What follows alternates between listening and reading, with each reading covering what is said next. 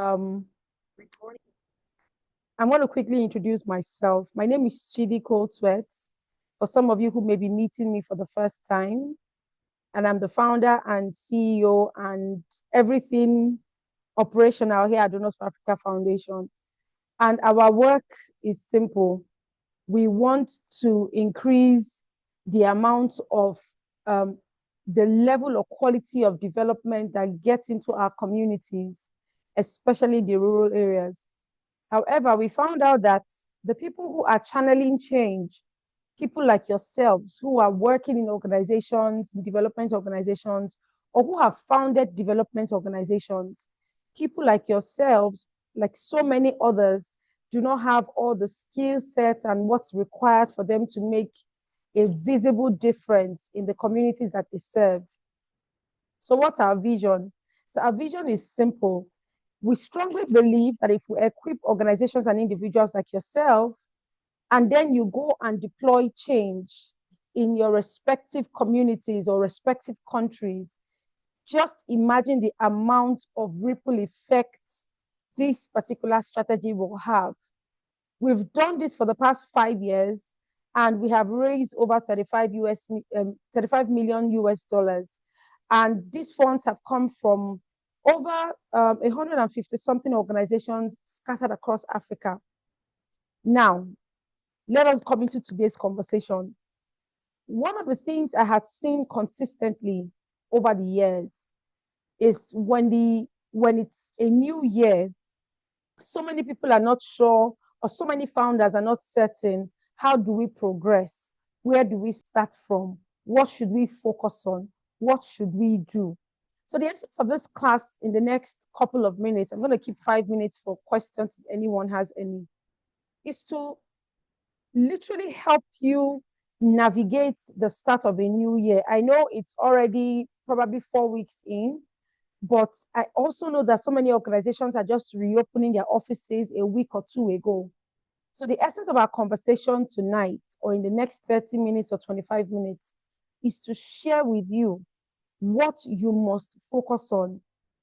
And these classes are going to run for the next 7 working days. So which means tomorrow, Monday, Tuesday, Wednesday, Thursday, Friday, we're going to be having this conversation. So I'm excited and I'm going to be looking forward to this. So let me quickly share my screen so that we can get the session started. Please continue to introduce yourselves in the chat room.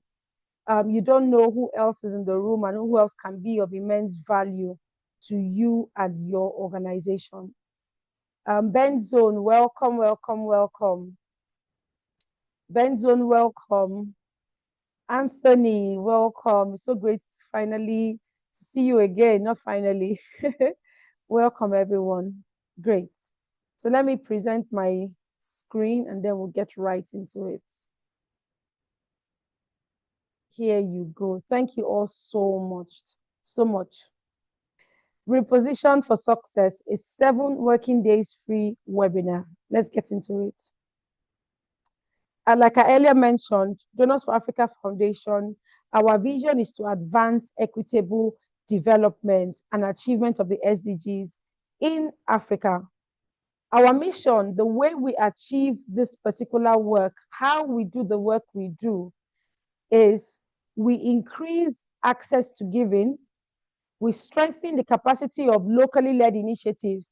Locally led initiatives are institutions or organizations like yours to help you access funds, impact your communities, and most importantly, improve the lives of prospects of everyone in Africa by 2030, which is literally 5 years from now. Our conversation today, which is the first starter, or which is the first most important thing to look at when you are kicking off a new year as a nonprofit founder, is the leadership and your direction. Leadership and your direction. Who is this person in question and where are you headed?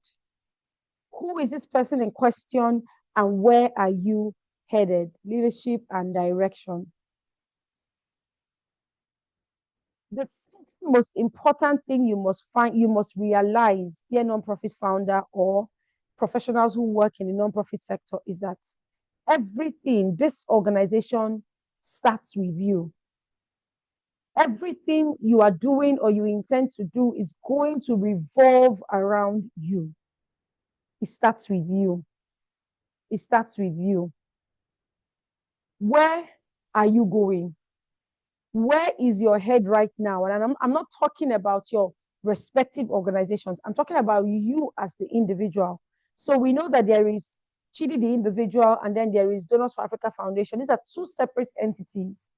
The conversation right now is about you, the individual. Where is your head right now?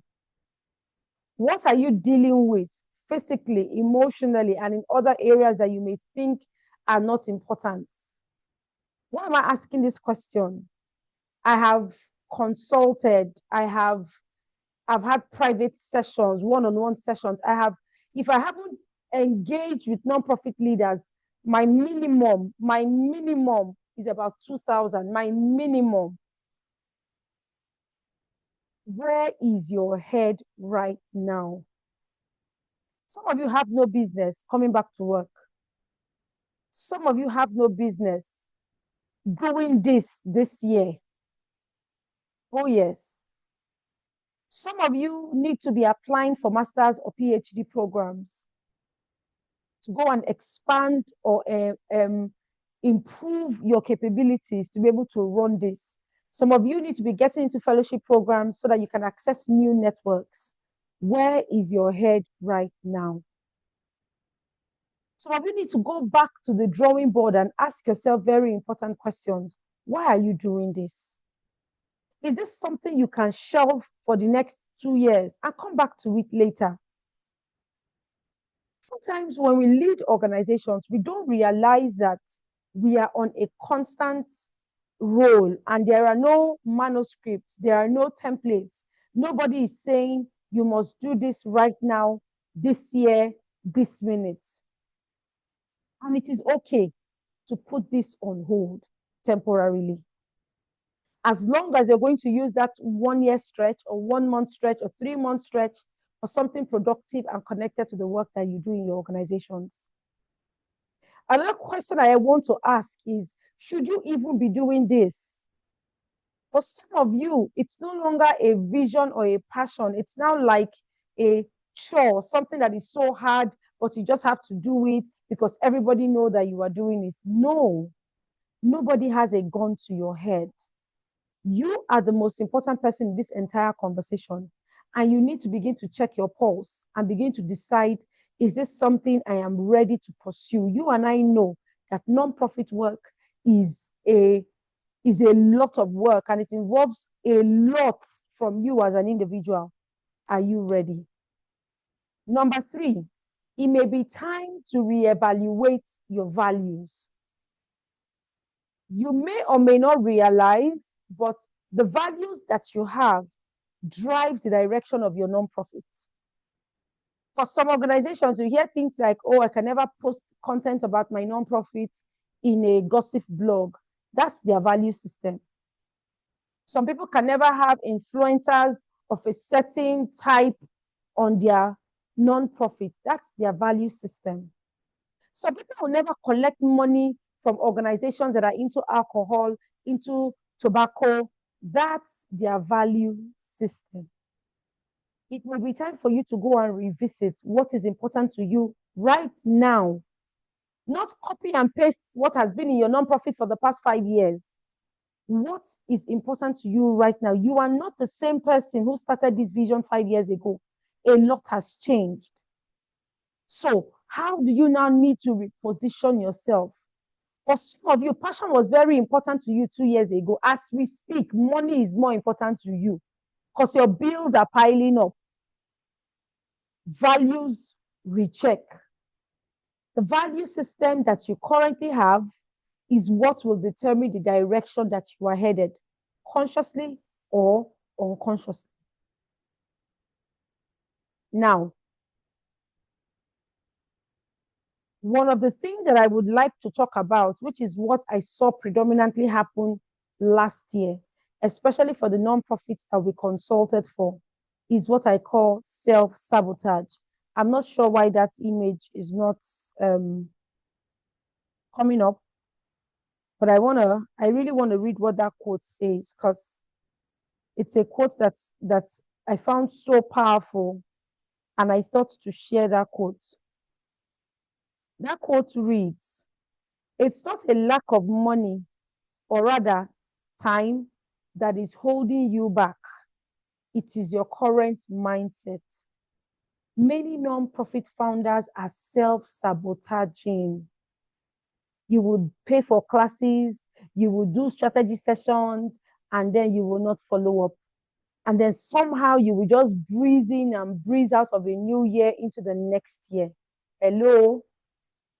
Self sabotage.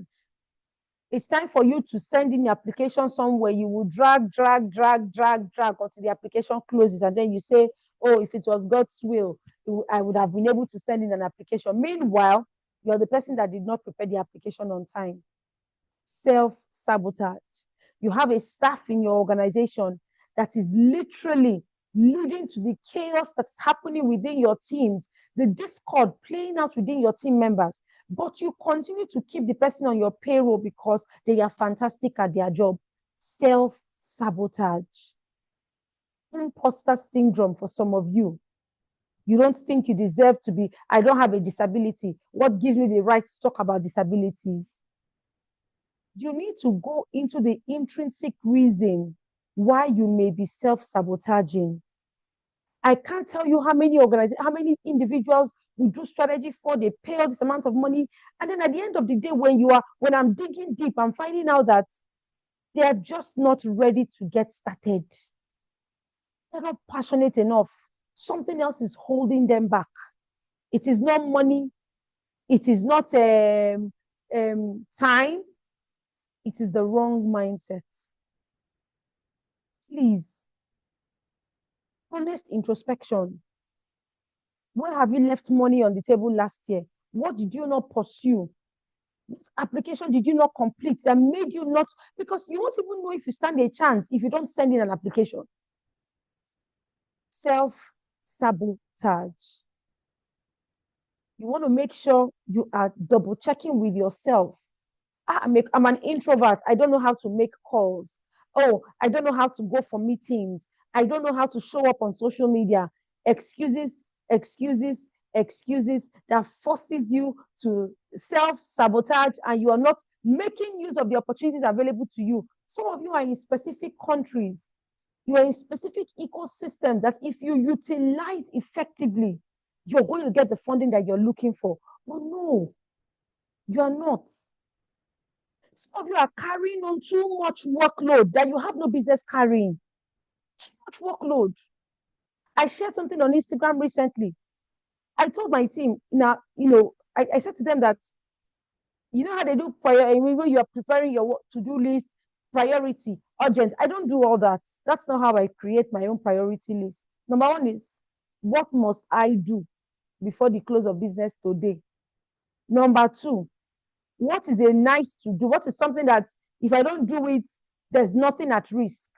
And finally, what am I supposed to do for other people?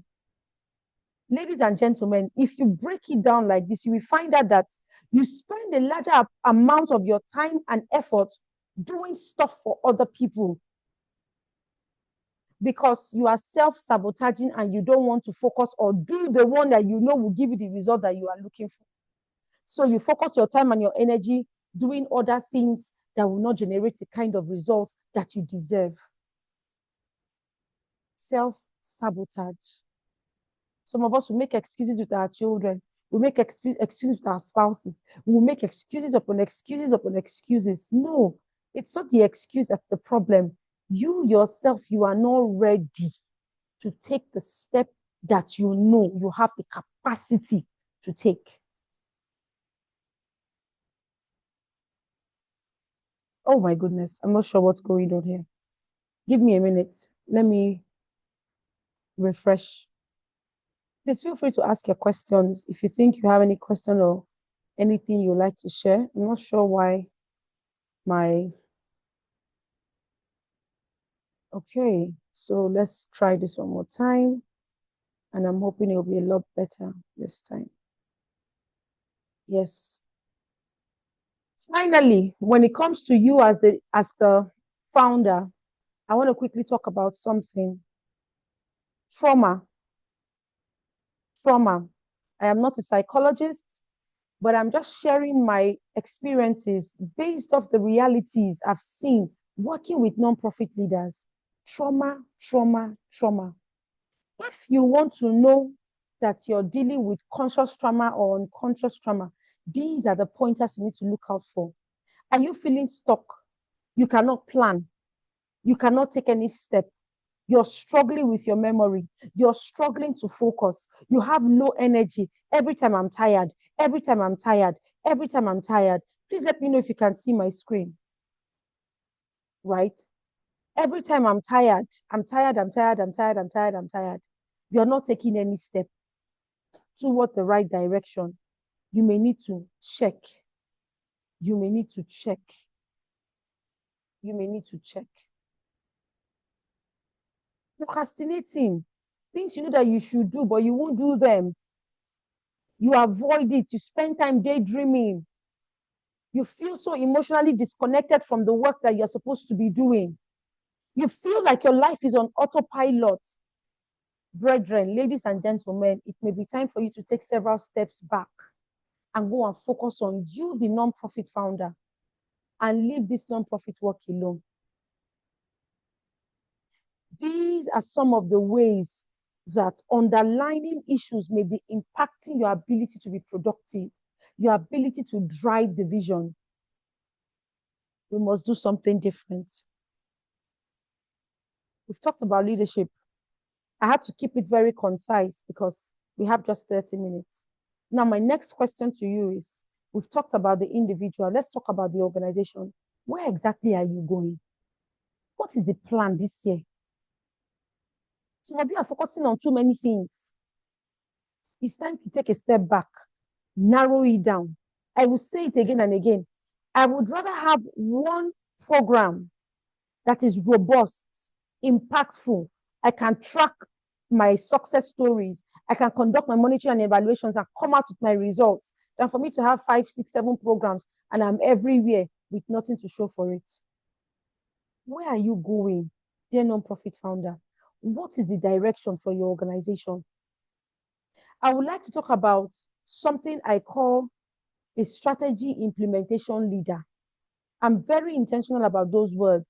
A strategy implementation leader. First and most importantly, anybody on this call already knows that the most important factor you need to have a clear plan for your organization this year is a strategy document.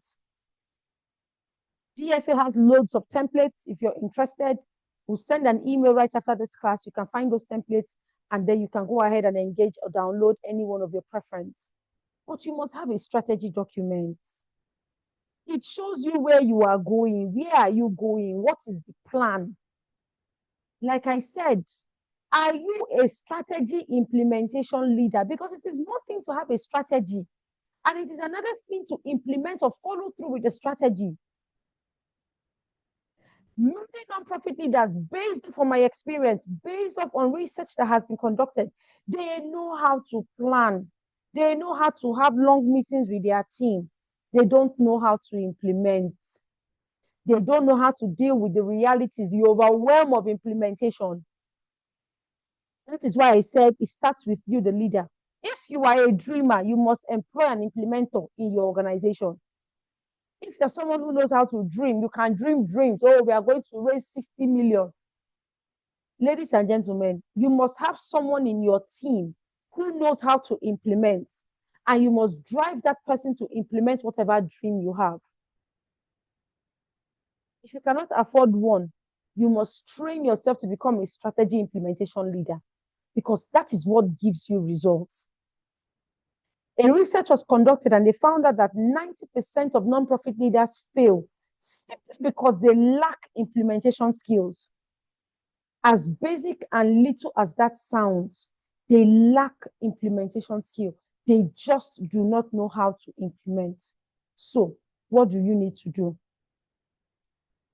Quickly, DFA has 2 upcoming programs.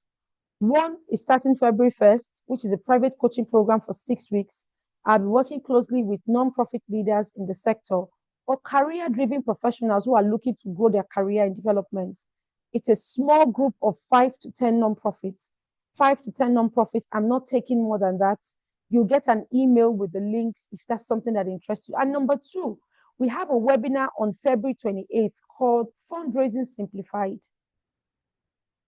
I'm so excited for this class because I need to show you how to raise funds, where the money is. And it's a step-by-step process. And I've listed it out there: mindset, strategy, process.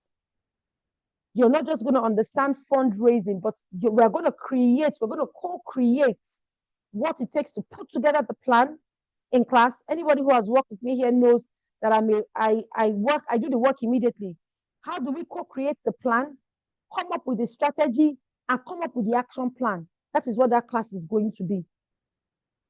And it's going to start from 4 p.m. in the afternoon to whenever we close. That's how I organize my classes, because I don't know how to do wishy-washy interventions. I do my work until I'm satisfied and I know that 1 or 2 people have caught the rema in that class. So please do check out for these links as they are coming up. I will break all of these things I'm talking about into larger portions. Let me tell you quickly about Olaiton. Last year, that's why I said, what is your strategic plan? She gave her document when we were done working together. She titled her document, her strategy document, she wants to be findable and fundable. These 2 simple words literally drove her activities for 2024. These 2 simple words. Her strategy document, after we were done designing and crafting it, she gave it a name. She wants to be findable and she wants to be fundable. So if anything she's doing is not putting her on the map, she's not doing it. If anything she's doing is not leading to potential resources, she's not doing it. This was how clear she was. This was how her intentions were clarified and documented in her strategy document. This was the result. She launched her first conference and organizational launch officially last year. She identified about 25 potential partners and she had close partnerships with quite a few of them. She became a board member in a microfinance bank that has its mission and vision tied to the work that she does in education. Look, she was nominated she was supposed to receive some high-level prize as a scholar, and she went through that program. And, yes, she didn't win, but she was among the top 10 people from around the world that was shortlisted to be a part of that program. Now, January 2025, she's launching her first documentary. You'll be wondering, she's in education. What's the connection between education and a documentary? Hello?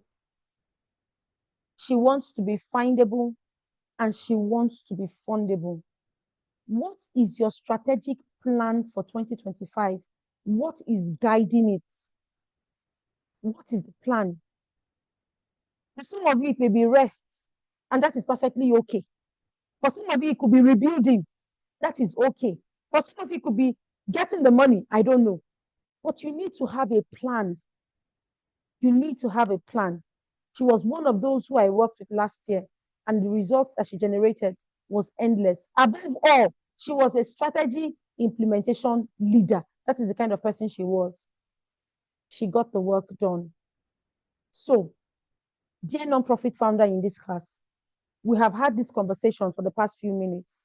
So where do you go from here? What can you do? Where do you go from here? What can you do? Keeping it focused on leadership and your direction as a nonprofit. If you observe, I don't want you to deal with overwhelm. That's why the next 7 days, I'll be pointing out the 7 most important areas so that there's a sense of direction in your leadership. This is what we want to do. In our strategy, this is what like that. At least you have a clear plan for your year. Number 1, you must have a strategic plan for 2025. That document is a detailed document, but it will be worth your while, I assure you. Nothing beats clarity in our work, and strategic plan will give you clarity. When you begin to deviate, you come and check it in 3 months, oh my God, I've gone off course. It's time for me to circle back. It shows you your weaknesses, it shows you your strengths, and it tells you exactly what to do.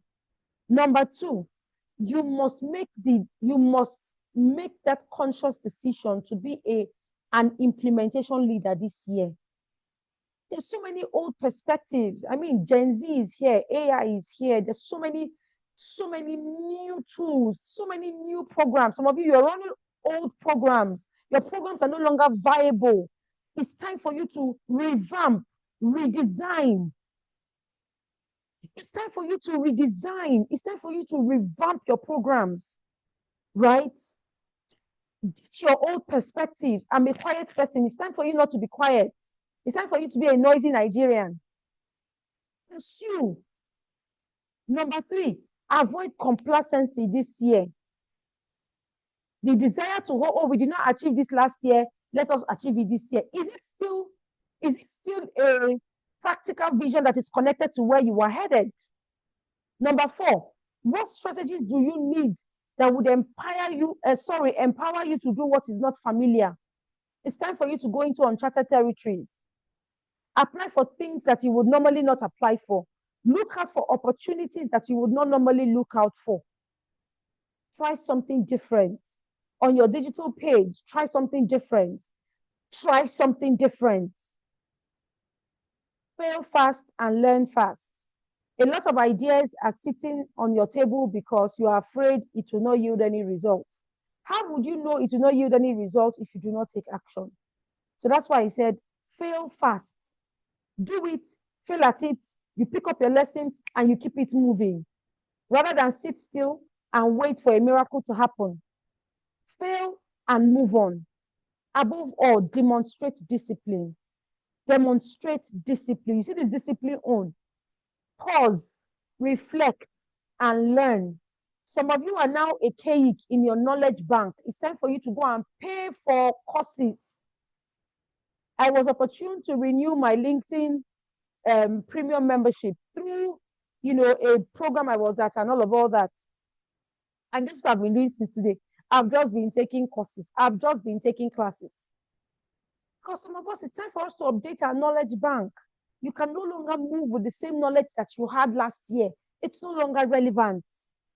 What is the projected trend for nonprofits in 2025? What are the key sectors resources are going into? That's a research you need to conduct. You can redesign your programs to begin to meet those particular key areas. Fine. So demonstrate discipline. Do what you say and say what you do. Ensure that you are doing things right. I promised you 30 minutes. What's the time? 5:20. So I'm going to give you about 10 more minutes for question and answer. I'm going to give you about 10 more minutes for question and answer.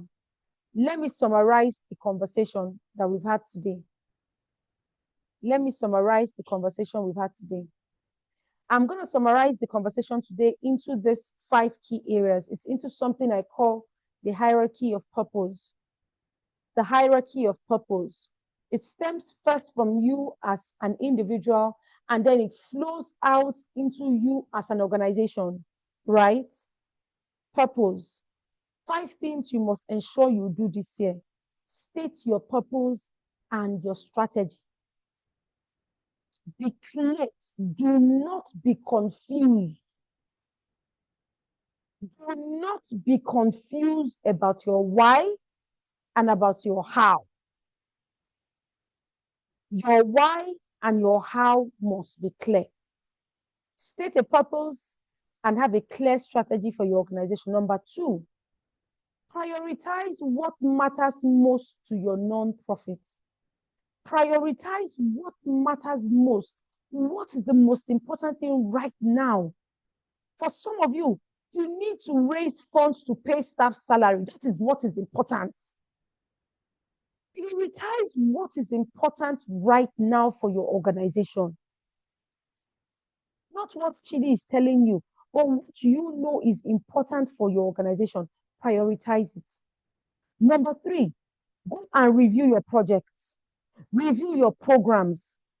Begin to identify we say we are an organization that is providing or making education available to all in 2025, what business do we have with beauty pageants in secondary school? How is that helping you to achieve your purpose? Go and review all your programs. Anyone that is not taking you to where you are supposed to be going to, scrap, put on file, put on hold. Guess what? You can always do it next year. I really want us to realize that there is no rigidity with our organizations. There should be flexibility. I saw a quote recently. Create your plan in there's a way they put it. Create your plan on pen, but your whatever should be in pencil so that your strategy should be in pencil. Have a plan with a pen, but let your strategy be with pencil so that you can always clean, erase, and redirect. Go and review your program. Some of you, your projects do not align with who you are or where you're headed this year. Some of you may need to now reprioritize more projects and downplay other projects. Last year, for the past 5 years, DFA has always held our GEDA fellowship since inception, since we started the program. Last year, we did not hold the GEDA fellowship. Hello, I'm still here. I'm still here. What's the point I'm making? Who says that you must replicate everything? This is what we always do. Review your project and your program. And then when you do that, allocate the best people. Some of you have the person who is very detailed and very finicky about documents. You put the person to start managing projects. And the person does not have the bandwidth to deal with all that. The person prefers their quiet corner where they are reviewing documents, they are preparing reports. That's what they are great at. And you have another person who may not be as smart as this other one, but they are very outgoing. They know how to carry the crowd around. Put them in front of your projects. What's the point I'm making? All your round pegs, put them in round holes. All your square pegs, put your people where they will thrive. Don't say, I see potential. What are they showing you right now? This person is an EFICO. They like research. Give them research work to do. This other person is a butterfly. She likes where it is happening. Tie in the forefront of projects. Performance. You must have a system in place. You must have a system in place to evaluate your performances. Your key performance indicators must be there. How would we know this project is a success? How would we know this project is exactly how we wanted it to play out? What is our measure of success? Okay, when 3 people receive funding, we can say we run a very successful program. What is your measure of success? What are your key performance or what are your key performance indicators that will help you measure real performance and value creation? I hope you found this session useful. We have 5 more minutes to take your questions. If you have any, feel free to leave it in the chat room. I'm going to come back there. Tomorrow, by the exact same time, I'm going to talk about your nonprofit financials. Your nonprofit financials. That should be your next focus. But that's going to be for tomorrow. Let me come back. If you have questions, I hope you found this useful. I hope this was of value to you. Please let me know if you have questions. I'm in the chat room reading your questions, and I'm happy to take them as soon as I find something. I'm so glad. I'm so glad. I'm so glad. I'm not throwing stones at you, but that's why we need these sessions, because an iron sharpeneth iron. We all get better. And that's why I love knowledge sharing sessions, because we get better when we are listening to each other. You're like, oh my God, okay, I'm inspired. If someone did it last year, I can do it. When people are saying there's no money, somebody is receiving a 5-year funding, but people are saying there's no money. What did they do to receive a 5-year funding? I'll try and see if I can get someone who has received funds in the millions last year alone. He needs to tell us what he's doing. I'll try and see if I can get him to join us within the 7 days. If not, I will push him to either the private strategy session or the other classes that we are having on the 28th. Okay, so let me see if there are any questions. Oh, Susan, congratulations. Oh, wow, congratulations. We should speak. Susan, I will send you an email let's look for ways to explore potential partnerships. How can one become an implementation leader? It starts with clarity. Know where you are going. We have 3 more minutes. Know where you are going. Once you know where you are going, I'm going to the market, right? Where do I need to pass to get to the market? I take a tricycle from here, it drops me here. I take a second bus and it takes me here. You map out your plan. Let me say this. One of the reasons why people finish strategy and they cannot implement it because they become overwhelmed. Their problems are staring them in the face. And all of a sudden they're like, you know what? I'm not doing. They would rather not do anything. But here is the trick. Find the challenge that you're facing, or rather have a clear direction where you're headed. You know what? This year, we want to partner with 5 banks. And we want those 5 banks to fund our, let's say, back to school program. Focus on that. Day one, research on the, I'm telling you now what to do if that is your plan. Day one, research on the banks. Number 2, prepare your pitch documents. Number 3, create a database of all your potential partners. Number 4, reach out to people within your network and ask for introductions. Are you seeing this is how you become an implementation leader? Because my goal is 5 banks must fund our back to school program. I am now looking at my resources, people within my network, people that I may have worked with in the banks in the past, banks that fund the kind of work that I do. I am zeroing in, and then I have created a work plan. I have assigned responsibilities, and I wake up every day and I do one thing. This is the trick. Do one thing. Leave the billion and one things that need to be done. Wake up today. There was a day I woke up. Do you know all I did? I went to our database and I started deleting people who unsubscribed, people who had not opened our email for the past five months, 3 weeks. I started deleting. People who used their emails used to bounce back when we send them. I did not allocate it to my staff. I sat down. I was busy deleting. I fulfilled because guess what? When important chore has been done, which is updating our database, it's been sorted. It's sorted. I think you're not making progress. But if you put day one, research top banks in Kenya funding education, that is a fantastic start. So that's how you become an implementation leader. Create a plan and do it. Let's see if we have more. Well, it's 5:30, guys. I'm going to take 1 or 2 more questions. You're welcome. You're welcome. You're welcome, Suzanne. Anytime. Thank you, Anthony. I'm so glad. Inioluwa, thank you so much. AGK Precious. We'll think about that and we'll let you know. Thank you so much, Sylvia. Awesome. Thank you all so much. On that note, we've come to the end of our class today. It's 7:31 and I need to let you all go. I look forward to seeing you tomorrow. Please let other people know. Registration is still ongoing. We would only invite people who sign up because we don't want to stress anybody else, right? So we only invite people who sign up. So thank you all so much. I look forward to working with you. Send us an email if you're interested in any of our programs, and someone from the team or myself, if I find the email quickly, will definitely respond to you. GFA does not give out our presentations, but I will think through it and see if we can make the recording available. All right, everyone. Goodbye. Have yourself a lovely evening. Bye, everyone. Bye, guys. Bye. Bye. Thank you all so much for joining. Thank you. Bye. Bye-bye. Bye. Please send us your reviews. Please send us your reviews. Just send us something nice, right? In an email. Would appreciate that. Thank you so much. Thank you. All right. Thank you.